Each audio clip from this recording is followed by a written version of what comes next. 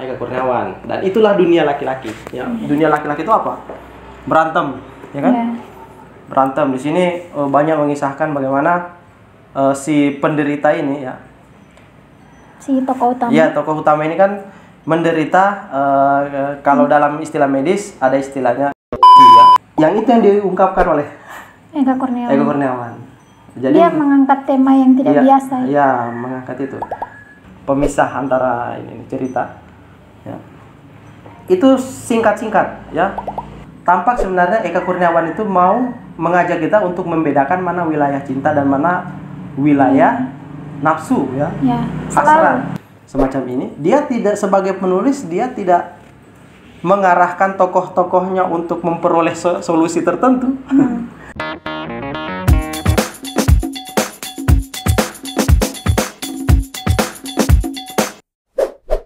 Assalamualaikum warahmatullahi wabarakatuh. Kembali lagi di Anggun Ihsan Channel bersama saya Anggun Safitri dan Bang Saiful Ihsan. Kita kembali ke konten bincang buku, dan buku yang akan Bang Ipul bincang kali ini adalah satu novel dari Eka Kurniawan. Dan kalau buku Eka Kurniawan sudah ada 2 yang masuk dalam bincang buku di Anggun Ihsan Channel. Kali ini satu buku lagi dari Eka Kurniawan, yaitu buku ini dia. Mungkin teman-teman sudah banyak yang membaca buku ini, seperti Dendam, Rindu Harus Dibayar Tuntas. Nah, bagaimanakah Bang Ipul akan mereview, membincang buku ini yang isinya mungkin agak sensitif, ya, kalau dibicarakan. Ini agak sulit untuk dibincang, tapi kita akan lihat bagaimana Bang Ipul memilih kata-kata untuk menggambarkan apa yang terdapat di dalam cerita novel itu. Silakan Bang Ipul. Ya, baik, bismillahirrahmanirrahim. Assalamualaikum warahmatullahi wabarakatuh. Sebenarnya buku ini sudah lama yang ingin kita bincang, ya. Cuman memang agak sulit karena kita harus melakukan pemilihan diksi, ya, kata-kata yang harus menggambarkan ini, karena ini tapi juga tidak terdengar terlalu. Iya, karena ini akan berbicara tentang itu, yang menyangkut tentang perbuatan yang menurut standar masyarakat kita akhlak yang bobrok, ya, seperti hubungan antara laki-laki dan perempuan yang disorot dari sisi yang terdalam, ya kan, bukan dari sisi permukaan seperti pacaran, ya, atau hubungan pernikahan yang menyoroti tentang pacaran pun itu sudah menjadi negatif kalau dibicarakan. Ya, maksudnya artinya masih tidak masuk dalam, masyarakat belum melihatnya itu sebagai sesuatu yang tabu ketika yang dibicarakan hanya soal bagaimana hubungan perasaan. Iya. Tapi ini masuk ke dalam hal yang lebih vital, ya. Dan itu sebenarnya Eka Kurniawan di sini istilahnya kita tidak akan pernah tahu, ya, bagaimana rasanya luka karena tertusuk jarum kalau tangan itu tidak disentuhkan ke jarum itu. Jadi seperti itu. Jadi masyarakat tidak akan mengetahui apa sebenarnya motif yang bersembunyi di balik hubungan manusia dengan satu dan manusia yang lain itu tanpa terlebih dahulu menyentuh masuk ke ranah itu. Nah, ini mungkin bisa kita sebagai itu terlalu abstrak, ya. Kalau mungkin kita bisa kaitkan dengan yang agak lebih realistis lah, kan? Biasanya kita kalau buka media sosial atau mesin telusur Google, ya, itu biasanya muncul iklan-iklan yang yang tidak ingin kita lihat. Ya, iklan-iklan yang tidak ingin kita lihat, yang menawarkan herbal untuk kaum laki-laki supaya lebih prima, begitu kan? Jadi itu, ya. Jadi kenapa iklan-iklan itu muncul, ya, menawarkan herbal, ya, kelaki-lakian. Nah, itu bisa dibaca sebagai satu fenomena di mana bahwa barang itu ya, herbal tersebut itu merupakan solusi bagi ketakutan seorang laki-laki. Nah, seperti itu ya. Nah, ketakutan yang ada pada seorang laki-laki itu apa yang paling dasar? Yaitu ketika dirinya tidak mampu ya melakukan hubungan ya secara apa namanya? Melakukan hubungan dengan pasangannya. Ya kan? Seperti itu. Misalnya dalam pernikahan. Harmonisasi hubungan antara suami istri itu menjadi renggang ketika apa namanya ada faktor tertentu ya, dan itu yang menjadi ketakutan besar karena akan memicu perselingkuhan kan, seperti itu, akan memicu ketidakpuasan hubungan kan, seperti itu. Nah, ketakutan itu yang sebenarnya mau diungkapkan oleh Eka Kurniawan, dan itulah dunia laki-laki ya. Dunia laki-laki itu apa? Berantem ya kan. Berantem di sini banyak mengisahkan bagaimana si penderita ini ya, si tokoh utama. Ya, tokoh utama ini kan menderita, kalau dalam istilah medis ada istilahnya ya. Artinya kalau kita menyebut istilah, artinya itu menjadi pengetahuan umum karena ilmu medis membahas itu kan. Seperti itu. Kita itu di situ bahasa dari kita. Tapi kalau di buku ini dia detailkan, ya kan? Nah, itu yang kita tidak ingin.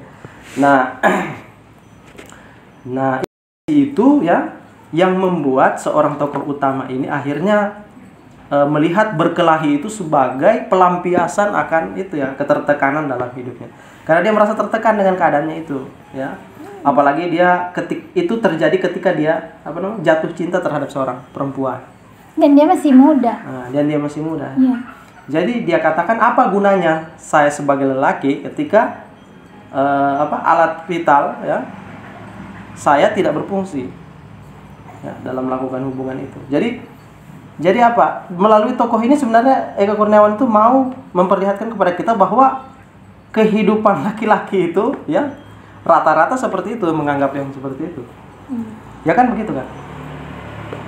Nanti teman-teman bisa konfirmasi sendiri ya. Di lingkungannya teman-teman semua penonton ya. Mungkin ada laki-laki yang mengalami itu tapi memang takut untuk takut untuk dia. Tapi ini masalahnya sebenarnya soal dunia laki-laki. Ketika laki-laki itu berkumpul, apa yang dibicarakan? Ya kan pasti hal-hal yang seperti itu. Nah, dan ketika misalnya keperkasaan atau ya keperkasaan laki-laki itu hilang ya, atau misalnya kena input ya, nah itu menjadi ketakutan terbesar. Jadi seakan-akan hidup ini sudah tidak ada gunanya, jadi seperti itu ya. Jadi seperti seakan-akan, nah itu yang beredar di masyarakat kita. Nah, yang itu yang diungkapkan oleh Eka Kurniawan. Jadi dia mengangkat tema yang tidak biasa. Ya, mengangkat itu. Dan itu sebenarnya kalau di sini diceritakan gara-gara si laki-laki ini, tokoh utama ini namanya Ajo Kawir kan. Nah, Ajo Kawir ini ya awalnya itu memergok seorang petugas ya, aparat yang bukan seorang ya, dua orang aparat yang memerkosa seorang perempuan yang ODGJ ya, istilah sekarang ODGJ ya, nanti cari di kamus itu apa itu ODGJ ya. Ya itu, jadi kedua aparat tersebut melihat ODGJ ini sebagai perempuan yang sudah tidak punya perlindungan ya, hidupnya sudah berantakan karena suaminya sudah tewas ya, karena suaminya dulu adalah buron dan penjahat kelas kakap, dan ketika matinya mati tragis di depannya dia, dan dia menjadi shock dan akhirnya dia menjadi ODGJ gitu. Nah, ini juga bagian dari dunia laki-laki ya, yang ketika memandang perempuan yang sudah tidak berdaya maka cenderung memiliki niatan untuk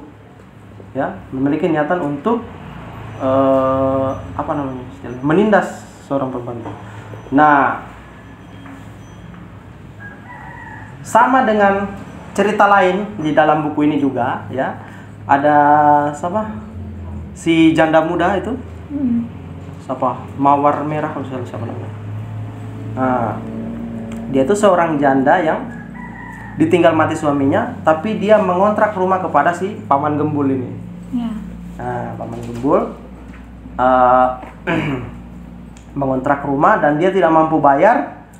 Dan apa yang dipikiran seorang pengontrak rumah dengan usia yang sudah senja, ya, dan melihat perempuan tidak berdaya membayar kontrakan, kira-kira apa yang dipikirannya?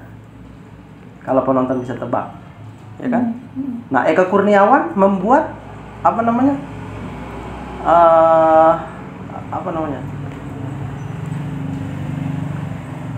Membuat secara jujur, ya, pasti di pikirannya seorang itu, ya, daripada dia tidak mampu bayar, ya lebih baik ya lebih baik ditawarkan saja. Dibayar dengan sesuatu yang lain, cara yang lain. Yang itu tidak mesti dengan uang. Memang tidak mendatangkan keuntungan secara finansial kepada si bapak tua ini, lelaki si paman gembul ini, tapi ya di sisi lain dia mendapatkan keuntungan, hasratnya terpenuhi. Dan si janda ini tidak mampu berbuat apa-apa, dan itulah fenomena yang diungkapkan. Jadi kalau kita membaca ini, jadi kan orang membaca buku itu ada level-levelnya, kan? Ya. Orang yang membaca hanya kejadian, pemahamannya juga akan hanya menyentuh kejadian. Dia ketika dia membaca cerita, yang dia pahami adalah jalan cerita itu, ya kan? Yang misalnya diingat setelah membaca. Ya. Jadi pertama cerita itu bagaimana, tokohnya siapa, dia nanti bagaimana, awal sampai ending.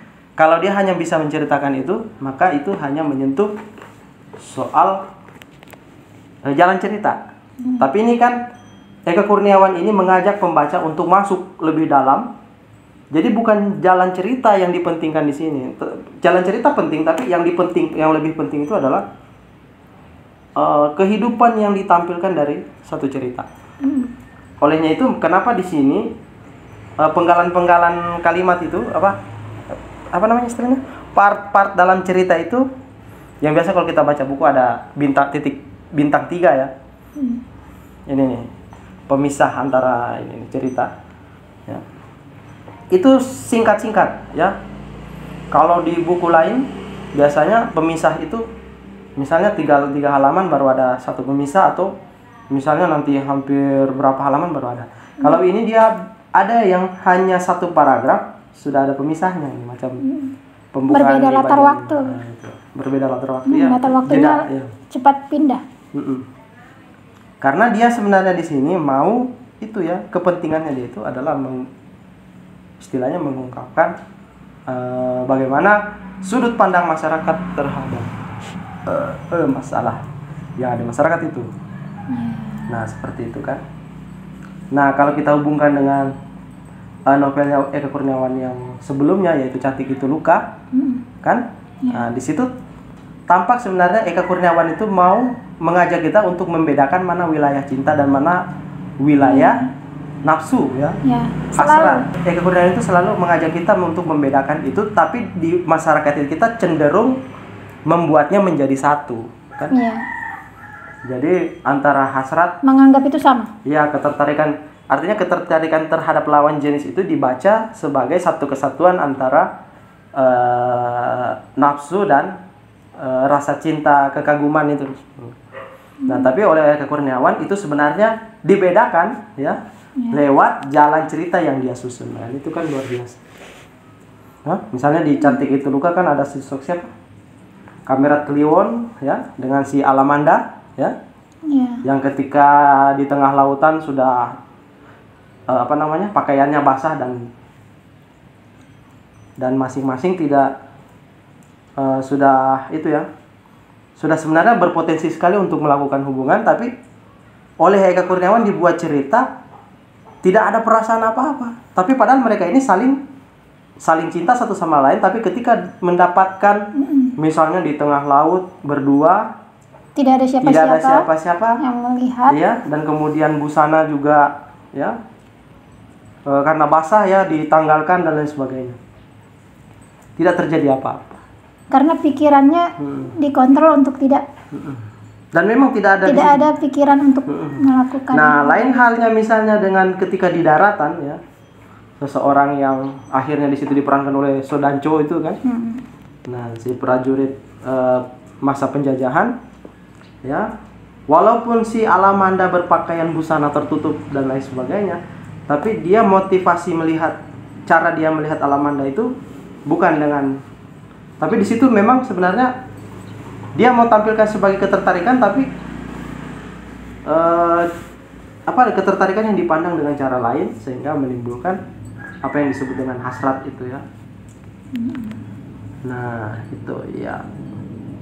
Di situ bedanya ya, Eka Kurniawan itu di situ ya. Kalau mau detailnya cerita ini ya kita bisa bacakan. Ya, ini memang agak sulit kalau mau apalagi pada saat Ajo Kawir sudah itu karena kita mau menjaga jangan sampai menimbulkan kata-kata yang tidak pantas dan mengajak opini publik agar berpikiran itu ngeres ya. Ngeres. Padahal sebenarnya yang diangkat dalam cerita ini tidak seperti itu. Iya. Kalau kita baca ini secara apa adanya dan kita ceritakan kepada publik, misalnya kita baca begini saja ya, semacam audiobook begitu, nanti akan ditangkap ya kata-katanya sesuai dengan. Tapi ini Ajo Kawir ini kan sudah difilmkan. Iya, sudah difilmkan. Iya. Betul, sudah difilmkan. Salah satu pemainnya Reza Rahardian kalau tidak salah. Ya pokoknya ini berbicara tentang tentang dunia laki-laki. Dunia laki-laki yang mengerti penyakit yang diceritakan di dalam itu hanya seorang lelaki. Iya. Dan dia menceritakan bagaimana ketika seorang lelaki dilanda penyakit itu ya. Dan saya pun ketika membaca saya baru tahu kalau akan stres itu, akan sedepresi itu. Sedepresi itu karena dia tidak bisa melakukan. Laki-laki itu merasa depresi ketika dia tidak bisa melakukan apa-apa. Tidak bisa melakukan apa-apa bukan karena ketidakmauan dia, tapi ketidakmampuan ya. Kalau tekad sudah kuat tapi fisik tidak, itu istilahnya ya, tidak memadai ya, maka disitulah. Dan itu dialami di usia yang masih muda. Nah. Dan memang di situ ya, dan memang ketakutan si Ajo Kawir ini nanti pada akhirnya terbukti ya bahwa ketidakmampuan dia itu melahirkan apa istilahnya sikap penyelewengan dari si pasangannya dia. Ketika dia sudah menikah itu. Ketika dia sudah menikah, seperti itu. Jadi ya bukan. Kalau novel lain kan misalnya istilahnya menawarkan solusi itu, menawarkan solusi, kan? Nah, tapi di novel ini dia tidak menawarkan solusi, tapi dia menggambarkan ya sudah begitu kehidupan. Iya.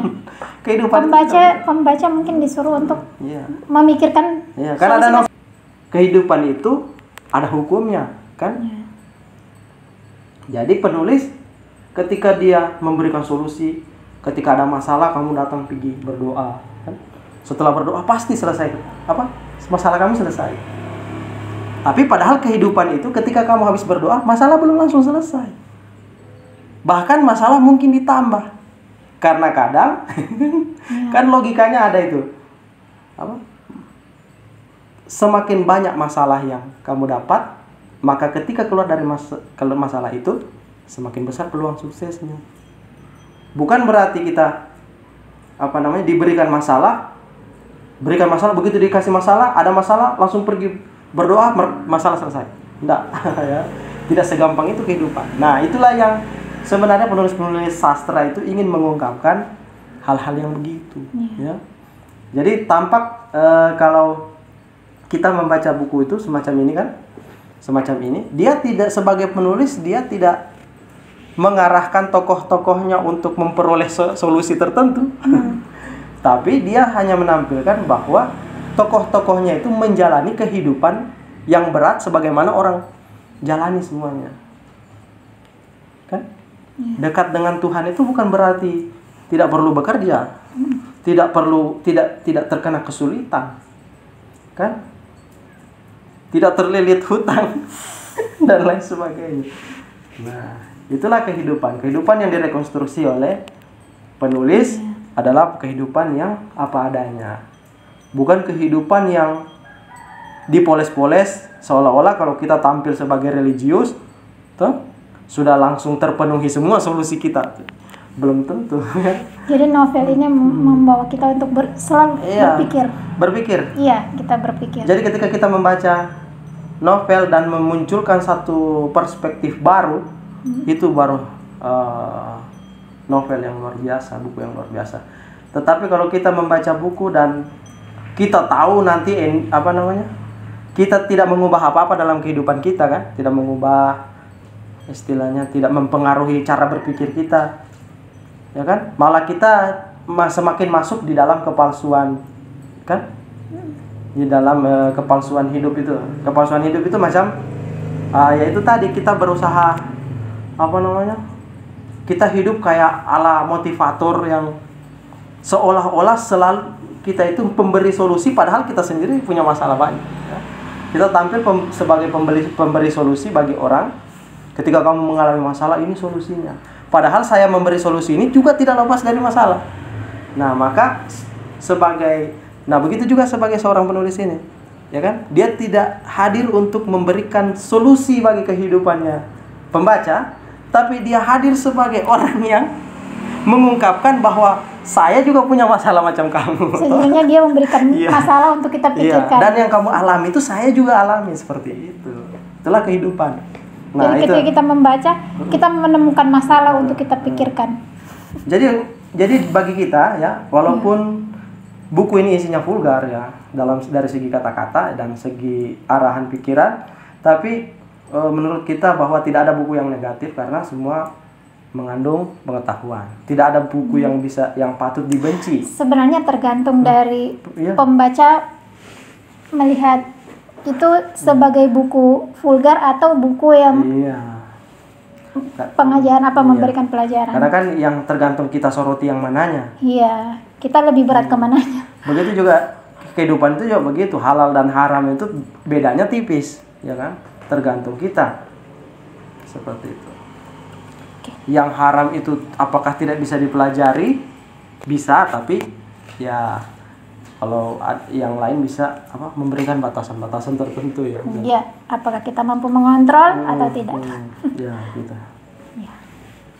Oke, itu saja mungkin yang bisa kita dibincang. Sampaikan.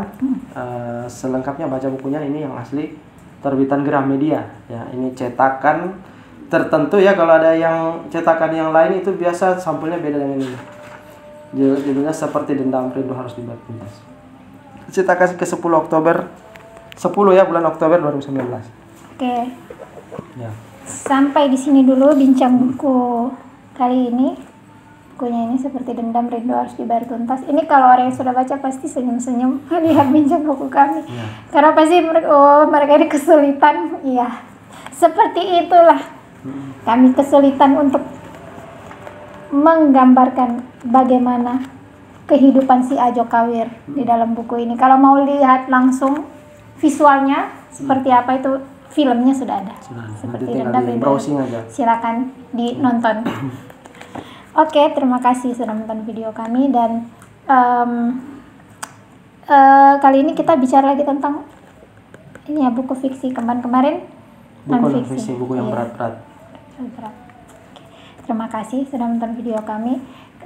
Kalau ada kekurangan dari apa yang Bang Ipul bincang tadi, teman-teman boleh kritik dan sarannya untuk kami di kolom komentar. Dan kalau ada permintaan bincang buku untuk video-video kami berikutnya, silakan cantumkan juga di kolom komentar, mau buku yang judulnya apa dan penulisnya siapa. Nanti akan kami usahakan adakan bincang bukunya. Sampai di sini dulu, kami ucapkan terima kasih. Selamat membaca, salam literasi. Assalamualaikum warahmatullahi wabarakatuh.